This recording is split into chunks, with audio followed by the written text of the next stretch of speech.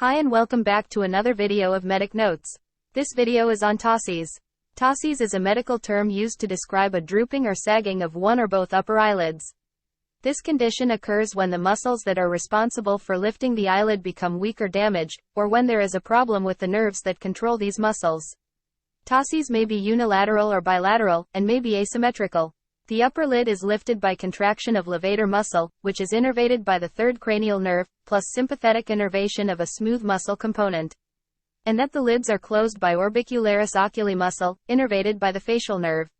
Remember, a facial nerve palsy does not cause a ptosis. The normally positioned upper eyelid covers the upper 1 to 2 mm of the cornea. In ptosis, the upper eyelid margin lies below this level.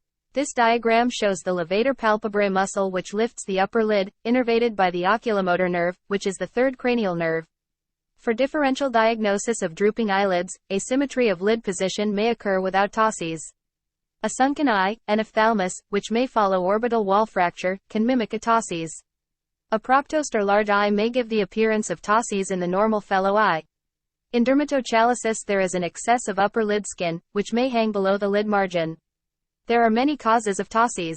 Involutional changes. Age-related loss of the connections between the levator muscle and the eyelid skin is common and usually bilateral.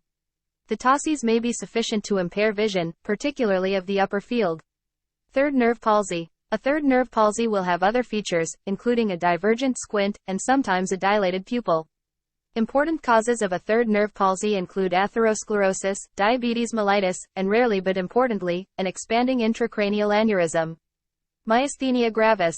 Antibodies to the acetylcholine receptor in the neuromuscular junction prevent normal muscle depolarization and contraction. They may present with ocular signs only, before the onset of systemic disease features. Typically the ptosis is variable, becoming worse with effort, and therefore worse at the end of the day. There may also be abnormal eye movements, causing double vision. Trauma to the levator muscle. Trauma to the upper eyelid may break the connections between the levator muscle and the eyelid skin, causing ptosis. Horner's syndrome. The sympathetic innervation of Muller's muscle, a smooth muscle component of levator, is disrupted.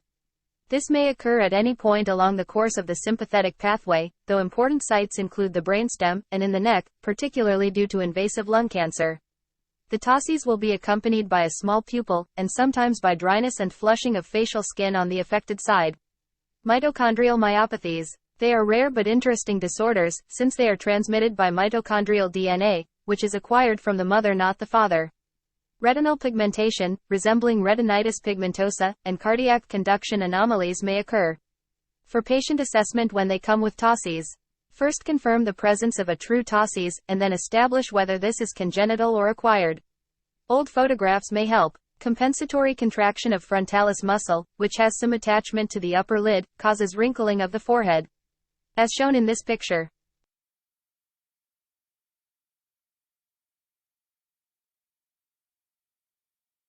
An overacting frontalis muscle should be neutralized by firmly pressing against the brow, to prevent transference of the contracting force from the forehead to the lid.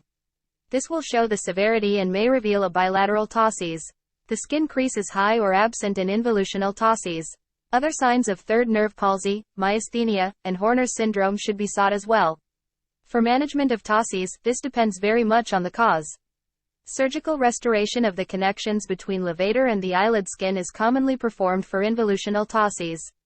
Myasthenia is managed with cholinesterase inhibitors and immunosuppressants. However, any other procedure to lift the upper lid risks exposing the cornea, so surgical intervention may not be advisable. Ptosis props, wire scaffolds which fasten to spectacle frames and push the lid upwards, may be all that is required. Elevation of the lid in a third nerve palsy may produce disabling double vision. That's all for this video. Thank you.